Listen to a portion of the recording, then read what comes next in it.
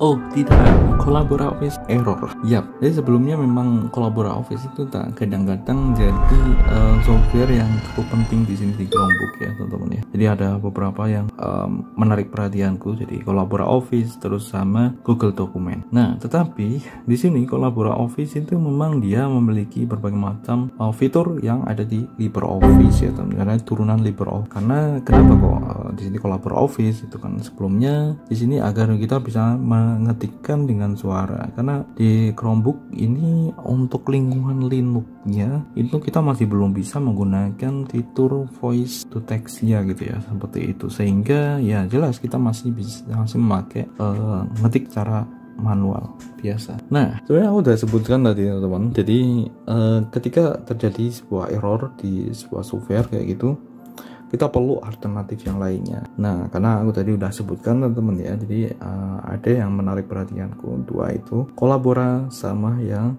Google Dokumen. Keduanya itu dia gak ada iklan ya teman-teman ya, gak ada iklan yang mengganggu buat kalian, buat teman-teman semuanya, dan itu juga gratis. Kita coba tunjukkan pada kalian ya teman-teman. Kita install dulu ini, jadi dia nggak bisa ya teman-teman ya. Jadi kita save, oke, kita buat ini, dia akan buat ini sudah terkoneksi ya, jadi ini terkoneksi nih. Ketika kita pakai voice tag, oke, dia nggak, ini sudah bekerja di, tapi dia tidak. Dan ternyata memang ini juga banyak sekali komentar yang dia bermasalah di situ untuk Chromebook ya, tapi di sini untuk yang Androidnya saya nggak jelas, kemungkinan normal teman-teman, seperti itu. Sehingga di sini kita alihkan nih, ini kalian bisa pakai Google Doc, karena walaupun di sini memang dari Google Dokumen sendiri dia tidak selengkap kayak si LibreOffice ya teman-teman di sini, cuman ini dia sudah cukup mumpuni untuk ini teman-teman, jadi tidak kaleng-kaleng lah.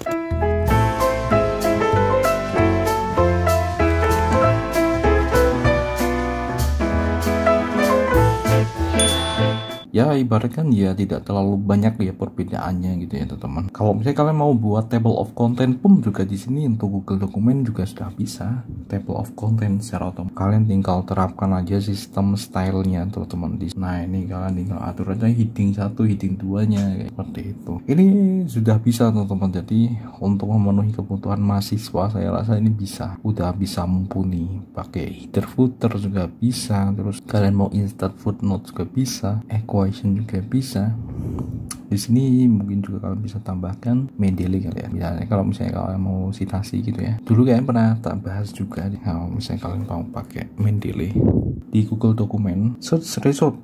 Oh, di sini ternyata nggak bisa diverifikasi dan ini bukan dari Mendeley. Oke, nggak bisa, nggak bisa. Kalau kita lihat, kalau misalnya si Zotero, coba ya, Zotero kan ini juga salah satu alternatif dari Mendeley ya. Zotero kita lihat, Zotero juga nggak ada. Oke, nggak bisa, tapi nggak masalah teman-teman, nggak masalah, ini udah bisa. Oke, dan dia itu sudah support berbagai macam file. Nah, kalau kalian mau sediakan secara offline, kalian bisa download ya. Di sini kalian bisa download dalam mode format ya. Format dokumennya ada DOCX, ada Open Document Format atau OTT yang biasa dipakai di LibreOffice juga. Ada RTF, PDF dan lain sebagainya juga. Ini cukup komplit seperti itu. Kalian buat PDF aja udah bisa disediakan di berbagai macam platform seperti itu. Jadi untuk Google Dokumen saya rasa di sini untuk kepenulisan udah cukup mumpuni juga teman-teman. Apalagi kalau misalnya di sini kan juga sinkron, biasanya sinkronisasi dan kalian bisa akses manapun, entah itu di kalian bisa lanjutkan misalnya di sini kalian udah buat karya ilmiah, misalnya kalau ilmiah buku gitu ya, kalau buku kalian juga bisa sinkronkan kan dengan akun Google itu dan kalian kalian buka di smartphone Android kalian itu kayak seperti itu. Jadi nggak masalah ya, jadi nggak usah risau karena di Chromebook itu ada berbagai macam alternatif lainnya. Cuman yang menarik perhatianku itu tadi ada dua itu tadi. Sedangkan kalau bagaimana kalau misalnya Google Dokumennya juga error? Saya rasa di sini karena Google Dokumen itu memang dari Google, sedangkan di sini juga Chromebook ini juga sama ya, agak ini ya, agak kecil kemungkinannya untuk dia itu bermasalah ya. Sedangkan untuk yang tadi Collabora itu kan kayak mitra gitu ya, kayak mitra lah hitungannya, kayak mitra ya, mitra developer ya hitungannya, yang dia itu berkontribusi di Google Play tetapi kan tidak internal tim dari luar. Nah, jadi kan itu hitungannya pengembang luar, pengembang dari luar.